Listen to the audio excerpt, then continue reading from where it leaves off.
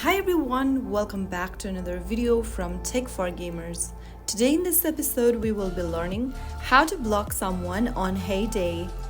If you want to block a contact on Heyday, then follow along till the end of the video. First of all, open up Heyday application on your smartphone and make sure that you are logged into your account using Supercell ID or your device's account. Once you're in the main homepage, tap on the social icon, which is indicated by 3 people at the bottom right of your screen. Now, click on the book icon on the left, and this will take you to your friends list. Select the friend you would like to block by tapping the block option right next to their name.